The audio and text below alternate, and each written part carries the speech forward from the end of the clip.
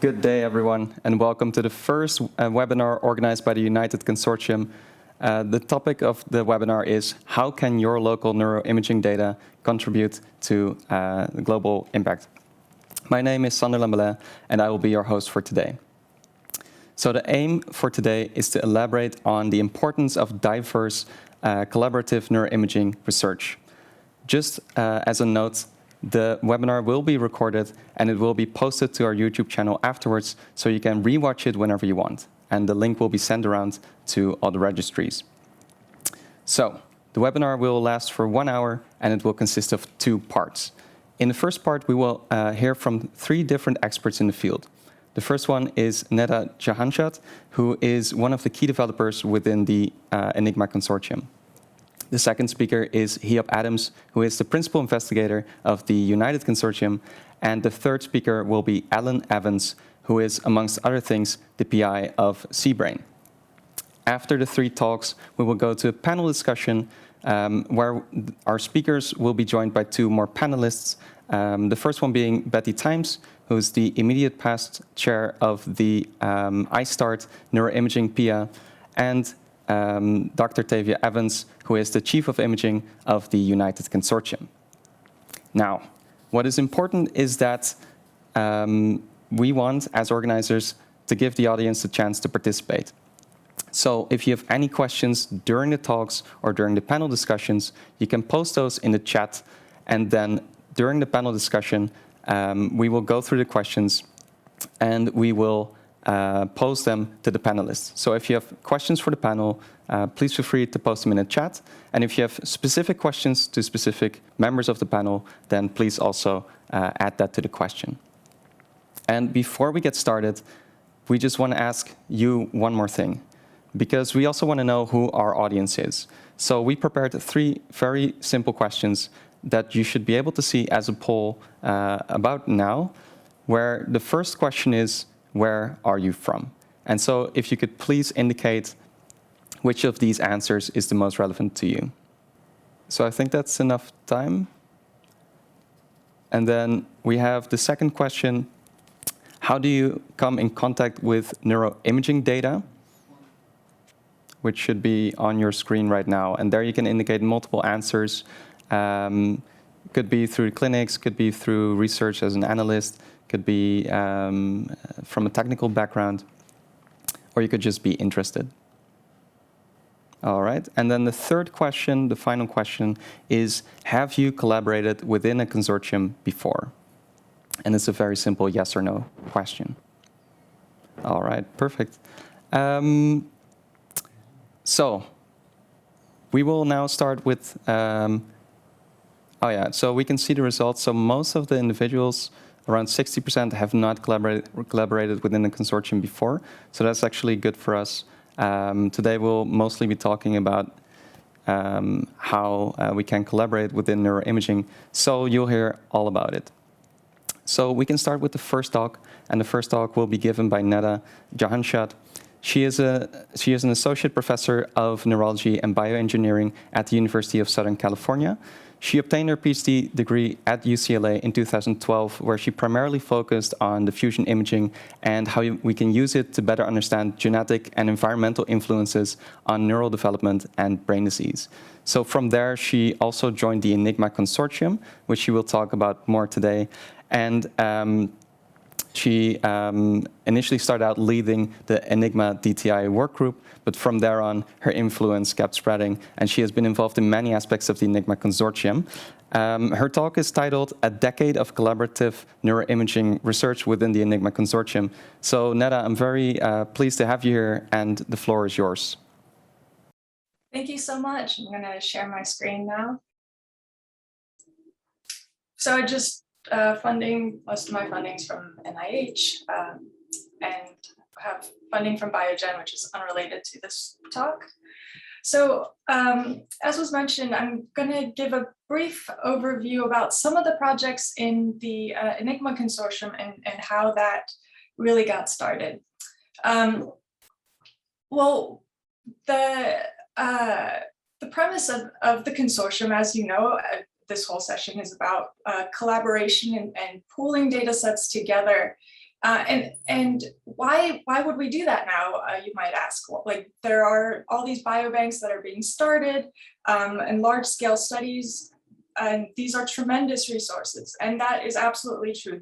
There are lots of biobanks now that are becoming more and more accessible, and these are excellent resources.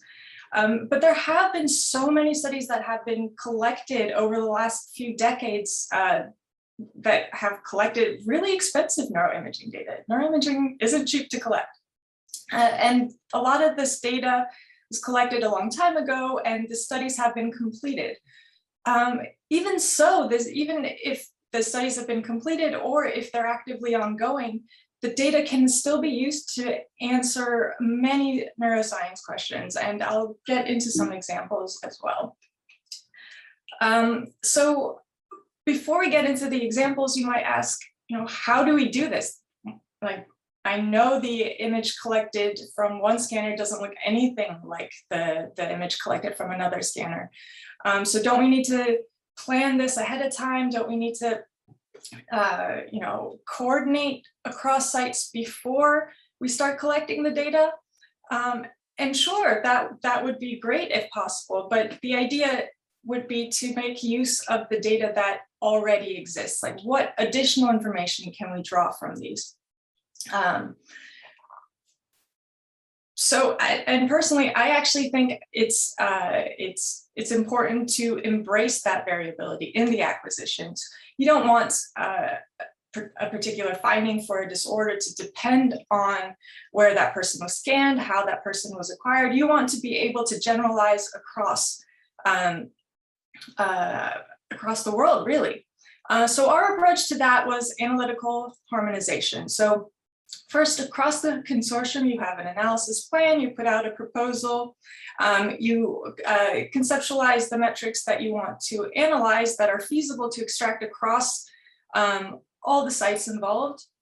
You might want to do some harmonization, quality assurance, and then proceed with a statistical workflow. So when ENIGMA initially started, this was targeted towards genetic analyses. Now, I'm not going to talk too much about the genetic analyses, but that is how the consortium got started. That's why genetics is in the name. But the idea was mostly because there had been so many false positives out there. There's been a lot of candidate gene studies that were unreliable, underpowered. Other studies were not replicating. So there needed to be a change. There needed to be a new approach. And several sites with imaging and genetic data got together and said, all right, let's address this together. And that's how it started, and that's how it spread. And just as an example of how every single data set that gets contributed helps improve power, our first study had about 8,000 individuals in the first ENIGMA genetic study. And you can see as the samples increased, the power to detect the genetic variant that was related to hippocampal volume also increased, and the significance got more and more significant. And so we were more and more confident in this result. Now, if you're interested in the genetics, there are several talks by myself and Dr. Paul Thompson, all on YouTube. So please, if you're more interested in that, I don't want to repeat some of that information. So I want to talk about two other studies very briefly. As I mentioned, ENIGMA has moved quite a bit beyond genetics, and we have several working groups now. Two of the ones that I'm going to just briefly talk about is the ENIGMA Parkinson's disease working group and ENIGMA HIV, which you might not have heard too much about. Both of these studies had both of these groups published their first paper this year. In the Parkinson's disease working group, we were able to pool together neuroimaging data from Parkinson's patients that were scanned around the world, and we were able to identify a common pattern of difference between patients and controls. But not only that, we we were able to, for the first time, really look for commonalities across different stages of disease severity. So we see the progression in these changes or in these cortical maps with disease stage. You can see that the effects get larger and larger as the disease progresses. And that might seem fairly straightforward, but another thing that we found extremely interesting, and again, this can only happen when you pull together the data and find that consensus. At the earlier stages of the disorder, there are actually some regions that are larger in the cases, in the Parkinson's cases, than in the controls, including the thalamus. So again, you would expect that degeneration with disease severity, but maybe there's something early on as a biomarker in the thalamus or the thalamic connections that that make it larger than average for normal. So there are plenty of ongoing studies with the Parkinson's group. If you have, if you'd like to contribute, we have a very active working group there. And secondly, I'd like to, again, another 2 slides, just talk about ENIGMA HIV for a minute. And this is a project that I lead with Dr. Dan Stein in South Africa, in Cape Town. And we've been working on this for some time now. You might not be familiar with the neurological effects of HIV, but one of the more common complaints of those that have been infected with the virus is that there are cognitive impairments. There are cognitive issues associated with HIV. And I think one important thing to mention is that HIV is now very treatable.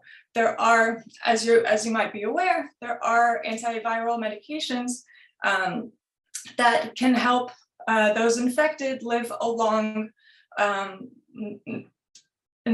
life that is on par with those that are not infected with HIV. So we were able to get this consortium going. Lots of groups from around the world, including, as I mentioned, South Africa, Thailand, Serbia, Europe, the Americas. One thing I just want to briefly note about this, the exciting result that we got here, is that usually, in the past, I should say, HIV had been associated with abnormalities in the basal ganglia region.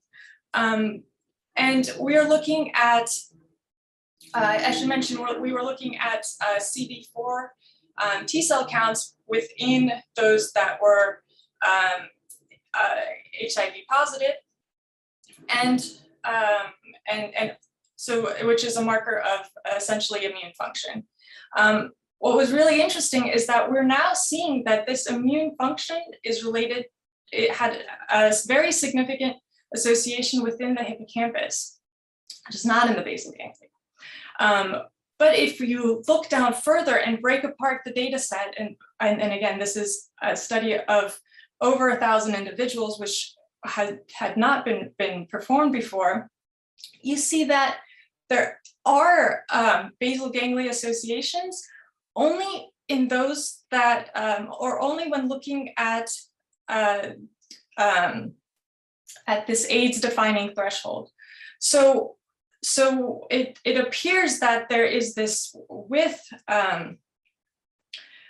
this greater availability of treatment, we're seeing a shift in the profile of the brain effects from being a basal ganglia related condition to being a more limbic and related to many of the cognitive, which could relate to many of the cognitive deficits that we're seeing. So it's interesting, I think, to see that shift in the brain imaging profile as well. As I mentioned, there are numerous other studies in ENIGMA. All of these groups have a lot of active projects going on. we can connect people to any one of these if you're interested. Some of the results by having similar imaging protocols throughout these groups, not just across sites within a single group, you can make these comparative maps across all these disorders, and even compare results across consortia if there were not involved in the first place. And we have a lot of imaging protocols on our GitHub, on our website, a lot of things in development that aren't actually out yet too. So anyway, that is hopefully 10 minutes, maybe a little more. So thank you. Thanks for having me. And thanks to everyone who's contributed to ENIGMA so far and those that will contribute in the future. Very cool. Thanks, Neda, for the talk. It's always very nice to see what developments are going on in ENIGMA. So the second speaker will be Hieab Adams, who's an associate professor at the Erasmus Medical Center in the Netherlands. He obtained his PhD degree in 2016, where he primarily focused on unraveling the genetic and neurobiological mechanisms underlying complex neurological disease. During all this time and after his PhD, he has been part of multiple consortia like CHARGE and ENIGMA, but more importantly, he has initiated and led several consortia himself, including the READY Consortium, Full HD, Universe, and now United, on which he will talk more. The title of his talk is Diversity Within Neuroimaging Research and Possible Hurdles. Yep, it's very nice to have you here. The floor is yours. Thank you, Sander. Very exciting to speak today about this topic, which I'm obviously very passionate about. If we're have a look at my slides. So I'm indeed going to talk about the diversity aspect here in a bit more detail. And as you just heard from Neda, diseases like Parkinson's and HIV have a major burden on society, and that is so across the globe. However, this burden is not really divided equally on different regions of the world. So this is, for example, a map of the prevalence of dementia standardized by age across the globe. And you can clearly see that there are certain regions that are affected more than others. And this goes beyond only the prevalence that you see these differences, but there are also differences in, for example, the symptoms that patients have, how diagnoses are made, and even the prognosis after establishment of such a clinical diagnosis. So if you think about what makes us different from one another, obviously one big aspect of that is our genetics, but there are also other non-genetic factors. Think about what you eat, what you drink, and other factors of your environment. And these genetic and non-genetic factors can lead to neurodegenerative disorders. So some of them increase the risk for these disorders, others are not really related to it. And what you can see on this slide is a very simplified model illustrating this. And if you add another layer on top of this, you know that these genetic factors and non-genetic factors have an effect potentially through altering the structure of the brain, as Neda, for example, also just showed with Parkinson's and with HIV, but this obviously goes further to other brain disorders as well. Some of the effects of these factors cannot be seen on imaging, so these could, for example, be very subtle functional changes that are present. And it really comes down to this question, why do certain ethnic groups differ from one another? If we assume that, for example, this is the distribution for a European population, how would it look like if you would look at the contributions of genetics and non-genetic factors in, for example, an African population? And it's really important to understand why this is a relevant question, because if, for example, the differences in African populations are mostly due to genetic factors, we should really concentrate our efforts to try to unravel which genetic factors are contributing. However, if on the other side we see that they are mostly driven by non-genetic factors, it could very well be that our healthcare approach to getting rid of this unequal burden might be through lifestyle intervention.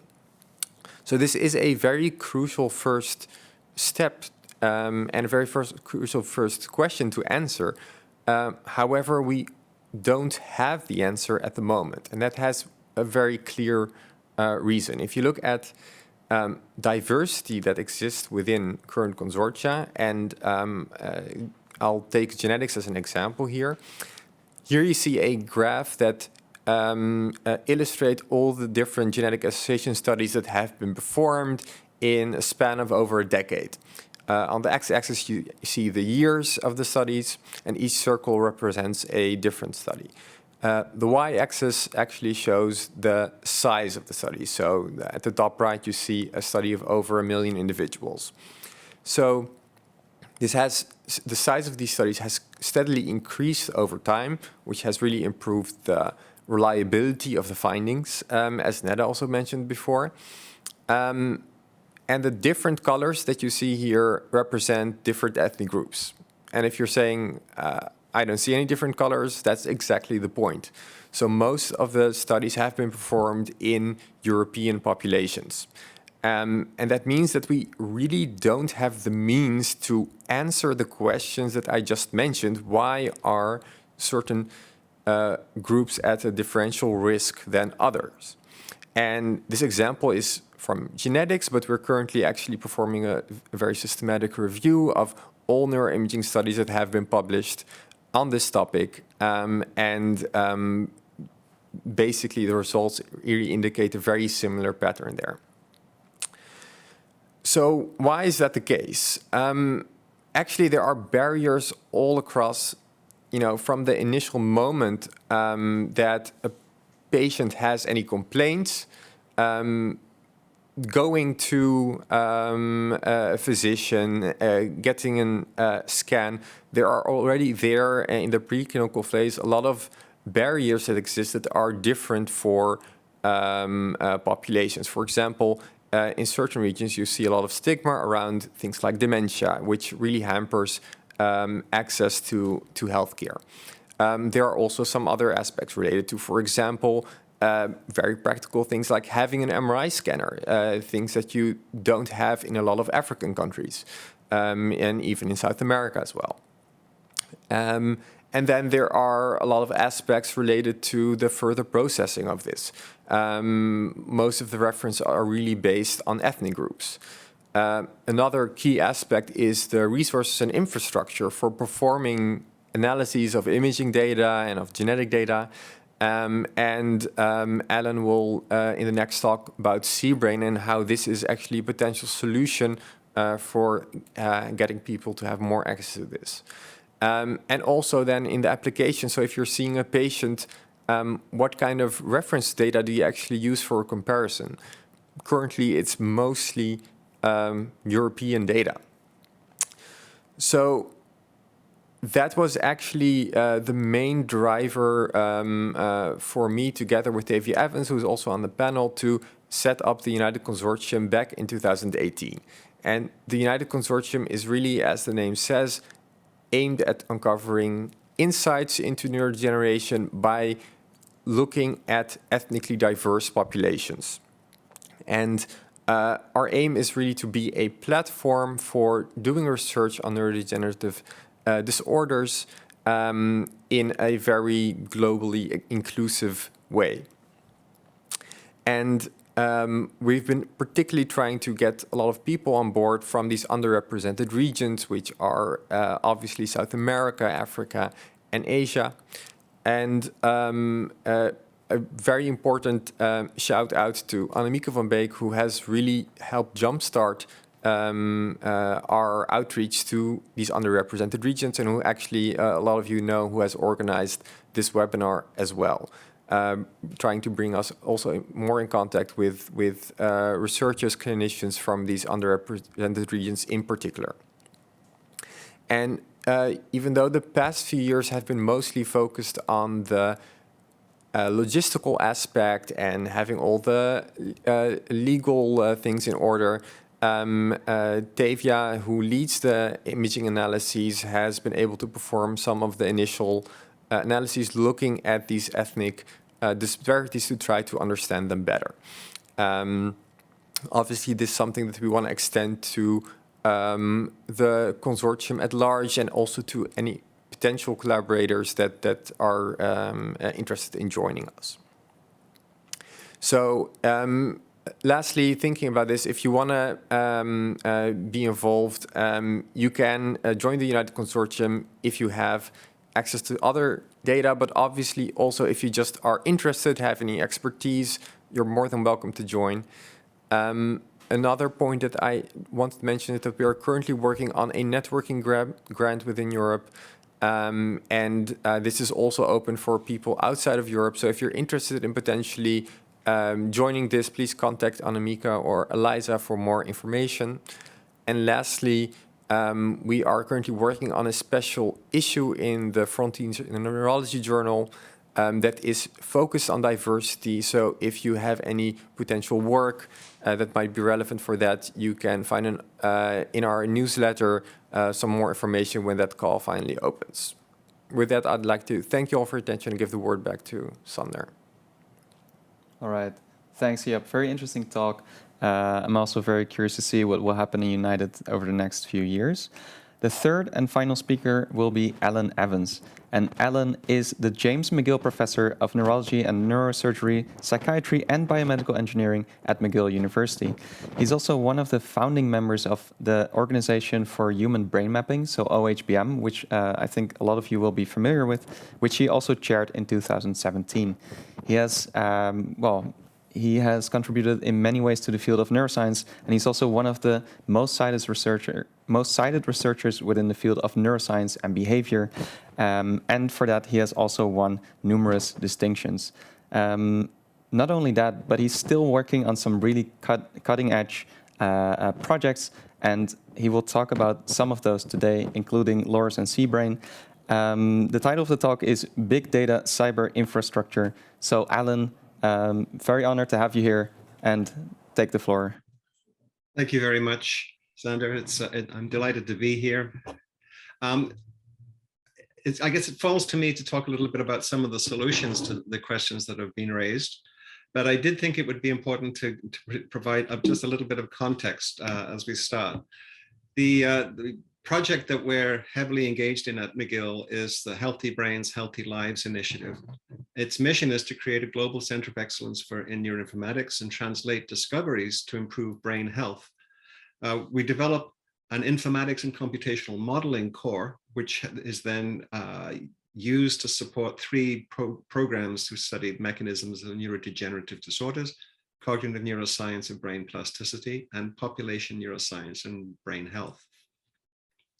One quick example of the kinds of work that's going on within HBHL is shown here. This is the work of Yasser Aturia Medina, a young Cuban scientist who is really pulling up trees globally.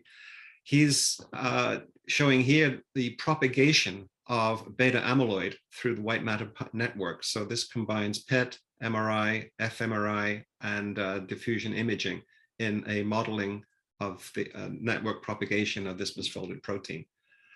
That was some years ago, but it's been updated now to incorporate multimodal characterization of individual brain states, multifactorial fingerprinting. This allows us to optimize the therapeutic intervention for on an individual basis. However, these kinds of studies, which are very multimodal, potentially very large scale, requires a significant infrastructure to support it. What we call NeuroHub is the cyber infrastructure for HBHL, and it contains many components, a data management system shown here, as well as the big data processing component shown here. I'll talk a little bit about these, but there are other components for interactive data exploration using Jupyter Hubs and open publishing. So I'll talk briefly about the LoRa's databasing system on the left, and then I'll go on to the high performance computing portal CBRAIN on the right. The LoRa's databasing infrastructure allows us to store imaging, genetics, epigenetics, summary data SNPs and CNVs, not the whole raw data, behavioral clinical information, biospecimen information, and electrophysiology. One component, the biospecimen module within LORIS, we call CBIG, and this allows us to store and share biospecimen information in a completely open fashion. At the moment, it has some 35,000 specimens which can be made available upon request. Now, the main topic of the discussion today for me, CBRAIN. CBRAIN is a portal to high-performance computing, whether it be big iron supercomputing infrastructures or cloud-based systems. And in a nutshell, it allows users to be anywhere, data to be anywhere, and computing resources to be anywhere. It's mediated by the boutiques framework from Tristan Glattard, which allows people to containerize their workflows for rapid and relatively easy deployment on the CBRAIN network. CBRAIN is a front end to originally across Canada, the entire supercomputing network of the country, but increasingly incorporates access to international high-performance computing networks in the US, the Texas Advanced Computing Center, TAC, the Pittsburgh Supercomputing Center, the San Diego Supercomputing Center, the Minnesota Supercomputing Institute. And in the European context, we've built an interoperability with the eBrains platform in Europe of the Human Brain Project, as well as in the Netherlands, the Surfsera network and its Dutch national supercomputer Cartesius. CBRAIN supports about over 100 different workflows in fMRI analysis, fMRI processing, structural MRI, and so on and so forth, as you can see down the left. I particularly draw your attention to the EEG story, because this is a work that has gone on to support the activities of the Global Brain Consortium. This is an initiative which initially is focused on the use of EEG, because one, it allows us to explore the four-dimensional spatiotemporal dynamics of brain function as a scientific justification. But at least as important, if not more important, it's relatively inexpensive and it can be deployed in low and middle income countries so that we can make available the computational infrastructure that is heavily concentrated in the West. We can democratize that and make that available to the broader international community. So an example of that, this is the deployment of quantitative EEG analysis pipelines from Cuba, led by, in this case, Pedro Valdez Sosa and his team. This is Jorge Bosch-Bayar. And all of these tools are available for EEG analysis of data globally. CBRAIN supports right now about 1,200 users in about 200 sites from about 30 countries internationally. And you can see the growth in the uptake of the CBRAIN platform on the bottom over the last 5 or 6 years. There are many publications which describe both CBRAIN and LORIS, which are open source, documented on GitHub. And I can provide references to all of these if anybody's interested. Now, applications of this infrastructure, this supports a number of different initiatives. Healthy Brains for Healthy Lives I've already talked about. Within that context, we make the entire UK Biobank available to the HBHL community. That's about 40,000 MRIs and 500,000 data sets for behavior and genetics. The Adolescent Brain Cognitive Development, or ABCD study, all of that data is about 200,000 images is in the LORIS instance. I will talk briefly about the Canadian Open Neuroscience Platform on the top right. CONP is, again, a national network which supports technical developments, interoperability of data infrastructure across the country for data sharing, as well as analysis packages loaded onto CBRAIN, interdisciplinary student training, international partnerships, and at least as important, all of the travails associated with ethics and data governance across jurisdictions, both intranational and international. At the moment, you can get access to approximately 75 computational workflows on CONP and about 56 to 60 individual data sets of various kinds, imaging and genetics. So 2 last use cases. CBRAIN, its decentralized architecture facilitates global scientific collaboration in ways that centralized systems really can't achieve. It adapts to complex data governance models by aggregating from multiple data sources. It adapts to heterogeneous network speeds by allowing data to be processed on compute resources closest to storage, and allows sites to contribute to projects without imposing a particular protocol or interface. So this really does potentiate collaborations of diverse research groups at remote locations to access the powerful compute resources and big data sets. In the United Consortium context, we've loaded the VBM and shape analysis pipelines that are also used by ENIGMA onto CBRAIN, and these have been tried out and benchmarked, for instance, on 6,500 data sets. On a regular sequential cluster, this would take 178 days or 5 to 6 months, and on CBRAIN, it took 5.3 days, so a substantial speed up. The last use case example that I would like to mention is the Highball initiative. This is a collaboration between our group at McGill and Katrin Amonts, scientific director of the Human Brain Project in Jülich. And this work is built around extending beyond the big brain data set shown here on the right. That's a 1 terabyte data set, which is made openly available. And we're building multimodal atlases using autoradiography, electrophysiology, as well as cytoarchitecture. That infrastructure has been integrated between North America and Europe, the eBrains system within the Human Brain Project context. We've built the infrastructure. We've started to load big pipelines into the CBRAIN. One example is the big Brain Warp package, a suite of software tools from Boris Bernhardt.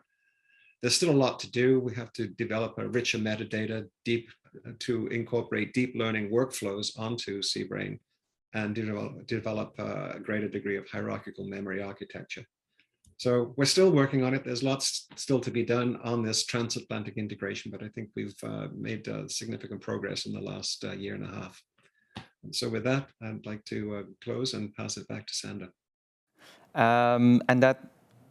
Those are basically the talks for now. And so we'll move on to the panel discussion. And for the panel discussion, we will hear from the speakers, but also from 2 additional panelists. The first one being Betty Tijms, who's an associate professor at the Alzheimer's Center in Amsterdam. Her work primarily focuses on neuroimaging markers, but also other markers such as proteomics of the cerebrospinal fluid to better understand cognitive decline and neurodegenerative disease. And she's also the previous chair of the iStart neuroimaging PIA. And the second panelist that will join us in the studio is Tavia Evans, who is a postdoctoral researcher at the Erasmus MC in the Netherlands. Her work primarily focused on neuroimaging markers, also to better understand neurological disease and cognition. And she currently works as the Chief of Imaging for the United Consortium, where she's responsible for the coordination and harmonization of the data within the cohort. So welcome, everyone. There are 2 more things that I want to emphasize. So for the audience, if you have any questions that you want to ask to the whole panel or to specific panelists, then please put them in the chat and we will ask them. And another thing that I just wanted to do is go through the results of the poll. And so what we can see is that the audience primarily is comprised of people from Europe, but also we have quite a strong representation from Asia, around 30%, and also some people from North America. And the second poll was basically asking, how do you come in contact with neuroimaging data? And most of you seem to be from the research side, but also a very strong clinical representation. And finally, for the third poll, which we've already seen, we saw that about 60% of you haven't worked with consortium structures yet. So that's also the first question that I want to ask to the panel. Obviously, consortia have led to a lot of very nice results, a lot of useful insights. Let's say that I'm someone who has access to neuroimaging data. Let's say that I want to get involved in these consortia. What are the things that I should consider? What type of data do I need? How do I get involved? But also, what are the benefits to me, and what are the downsides for me? So I think I'll let Neda kick this one off. Sure. Yeah, that's a great question, and you know, I've gotten that question quite a few times, and we've gotten emails about that from a lot of people. Like, what data do I need? Why should I join? And I think it's more than just here's my data. I think the collaborative networks that I've been involved in and I've heard about outside of ENIGMA as well, it's really coming together of a lot of different expertise. So you learn from everyone. You learn from clinicians. You learn from those developing algorithms. You learn from those processing data. You learn about new tools. There's so much that it's so hard to really have access to if you're just working on your own in your own little bubble, but you're really being exposed to the research questions that are being asked around the world. And I think that brings a new level of insight to anyone who might be interested.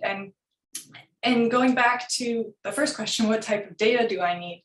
It really depends. I mean, if there's a project that you're interested in, and you might not have to have data to participate.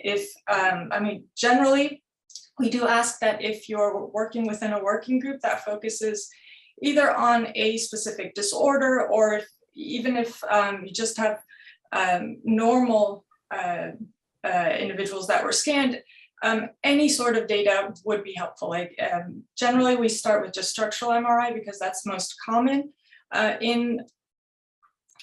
just most commonly collected as a NP-RAGE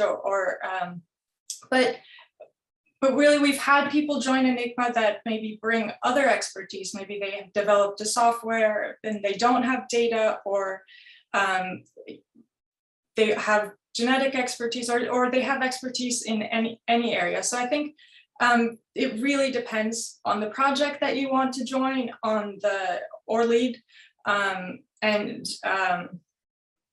and what your contribution is, and what, you know, how much time you can devote to the project. All right, that's a very, very complete answer. I don't know if any of the other panelists wants to add to that. Yeah, so I completely agree with everything that Neda said. I really think that in consortia, the main resource that we typically have not enough of is people. Really, people who are dedicated to spend some time on leading a project. So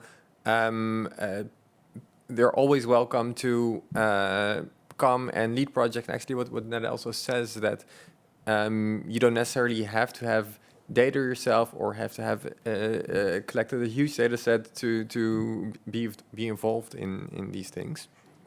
So that's one thing. And I think networking wise, indeed, that you learn a lot, but you also build relationships with people that can lead to a lot of future projects, also outside of these consortia. So, and I think I've really many examples of people I've met over dinner during one of these consortia meetings, and that has actually led to separate grants that we have submitted together and a very fruitful collaborations outside of that.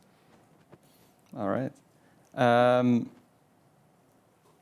Anything to add from the other panelists? Okay, so I do agree that the critical component is the human contact, human interaction, which gives people support. But having said that, the technical infrastructures are now there to allow us to actually get access to all kinds of data from wherever on the planet. And so I think that's changing the entire paradigm of how research can be done. The open science movement is gathering momentum. There's more and more data that is being made available. And in theory, you can operate anywhere in the world and process big data sets that are put into the open public domain. Of course, it's usually better to do this in collaboration with people already in a network so that you get the benefit of the human support and motivation. But I think technically we're getting very close to the ability to process data anywhere. And that really does democratize the process. That's a good moment to jump to the first question from the audience, because a lot of these things sound very nice in the sense that they seem to lead to a lot of new findings. But then indeed, one of the members in the audience asks that United already has partners in 42 countries. Could you give examples of neuroimaging findings that resulted from these collaborations that were lacking in the literature to date? And I think we can sort of extend that question as well to ENIGMA, but also indeed to the open science question. How do these things at the end of the day contribute to our scientific knowledge? So I can first, for United, just say that United is actually just beginning. So we're currently underway with our first project, so we haven't yet found much to contribute to science, but we hope to contribute a lot in the years to come. However, within a small pilot study, which we already have begun, we found some quite prominent shape differences within different ethnic groups in relation to Alzheimer's disease that have not been currently directly contrasted within the literature. And also from that, we have exactly the same methods, harmonized processing within these, so you can really look at these differences across the groups at a vertex level, which when you're meta-analyzing published results in different ethnicities that are already out there, you can't do that to the same exact detail. But apart from that, we plan to really kind of contribute within the next couple of years. However, we're still beginning. Yeah. So basically, still a lot of things ongoing, and I'm guessing also that if we look at if we look at ENIGMA, there they sort of started with the same question, right? Like all these collaborations, having larger data sets could lead to a lot of things. But then over the years, I think, well, I'm going to address Neda here, but I think that what you found are a lot of additional findings on top of the literature that was there before ENIGMA started, right? Yeah, I think that's a key point where we started, some of our findings did replicate earlier findings, but there wasn't necessarily a consensus across a lot of papers that had been published on smaller data sets, but when we pulled them together, you could see the overall pattern. And funny enough, just yesterday we had a paper published that showed no results. So I think that is also another aspect that these consortia bring, is that there's so much heterogeneity across data sets, and maybe even like clinical definitions from one country to the next, that might hamper really finding a brain signature. Yeah, because I briefly want to touch upon that point as well. You're talking about the heterogeneity of basically the etiology and how things work in the brain. And one of the limitations that I personally saw, but also some of the questions that we got beforehand, is that the samples that we have tend to be Western. They tend to be from highly educated countries. And so you could argue that those samples are slightly biased. So there is, in medicine as a whole, a push to increase the representation, to increase ethnic diversities in these samples, but also other types of diversity. And so I want to ask the panel, how important do you think that this is in the findings that you have, and how can we actually tackle this problem if you feel it needs to be tackled? I definitely think that's an interesting question, Sam, because indeed diversity is much more than only what people look like and what culture they're from. And I think that really the very first step for this would be to quantify the extent of this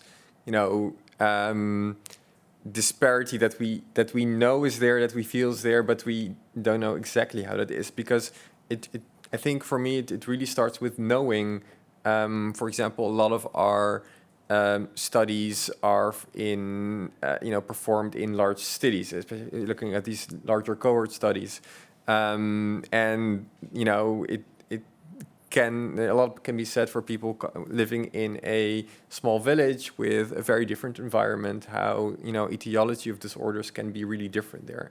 So I think if we quantify first, how biased our current sampling is, we can then see how we can target these underrepresented groups better. I want to bounce a question to Betty, because I know that you haven't done as much consortium work as the others. So there's also a question of, do you have a specific reason for that, or do you feel that that could benefit your work, or how do you view this? Okay, those are complex questions. Well, I have no idea.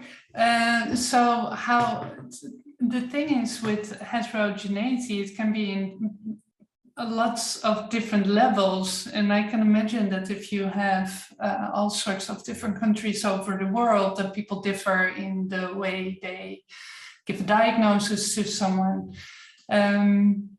But in the end, I think if we think about Alzheimer's disease and it's memory related, you would expect that it doesn't really matter how you image someone and where on the world to see that there's something wrong with the hippocampus. So that would be a very interesting starting point to see whether there's a common thing. And that's what I really liked about your talk, Neda, that you want to embrace the heterogeneity because then, robust biological findings, they will come up. And then those things that do not seem to be that robust might be related to the differences in cultures or definitions. Also, given the time, we have time for some smaller questions. But one of the questions that we got beforehand basically focused on, ENIGMA and also other studies are producing all these findings. They're finding brain-related differences. But the question is, how does that then, at the end of the day, translate to the clinics? And I want to expand that question a little bit. All this consortium work, I personally find it very interesting. But I'm also wondering where it will be heading in the next, let's say, 10 years. So I just want to ask the panel, what are the big things that you think will happen in the next 10 years, and what are the biggest hurdles in that process? I just wanted to add on the previous question that a good example of consortium work that has had huge impact is the ENIGMA Consortium, which has provided people all over the world with access to a large amount of multimodal data. And that's in the open space. So as an example of that, I talked about the work that Tavia Medina has done. That was looking at open published data from ENIGMA, and it showed that the buildup of amyloid in the brain is a result of underclearance rather than overproduction. And that has serious implications for drug design and intervention. Taking it forward, the idea of personalized therapeutic intervention, I think, is something that we're all very concerned about. Characterization of the heterogeneity in the individual, so that, for instance, the buildup of the pathology in Alzheimer's disease, is it a result of metabolic imbalance? Is it a result of misfolded protein propagation? How much does it depend on vascular health? We know, for instance, that dementia, the prevalent form of dementia in the West is Alzheimer's disease, but in China, it's vascular dementia. Why is that? Is that nutrition? Is it genetics? Is it lifestyle? We don't know. And up until recently, we've been unable to answer those kinds of questions because we haven't been able to put data together and analyze them in a common manner across the different cohorts. So I think the diversity issue is something that is extremely important. And I think we're reaching the point where we can ask those kinds of questions at very large end. A very small addition for me would be that I really would hope that after this 10 years that we would move beyond these large continental groups really towards something like Alan mentions of a personalized approach.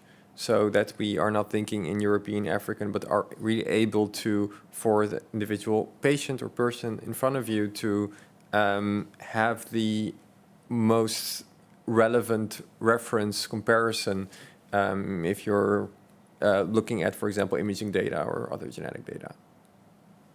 All right. And also with that, I think it's time to close the panel discussion. At the end of the day, an hour is much shorter than you think it is, but I thought it was a very interesting discussion.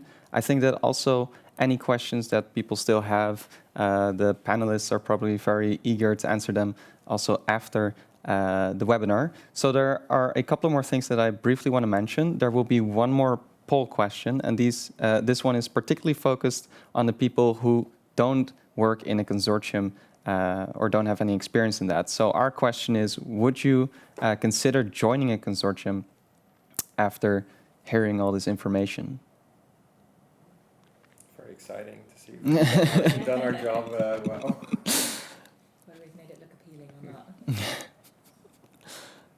Well, so that's a very optimistic answer. So it's always very nice to see that people get excited for these initiatives. So I just want to reiterate the fact that everything has been recorded and you can watch it back on YouTube afterwards on our YouTube channel, and we will send around the link. We will also give you contact information on United and on ENIGMA. And with that, I would like to thank the speakers and the panelists for joining us. It was a very interesting hour, and I also want to thank the audience for attending. So with that, thank you for being here, and have a nice day.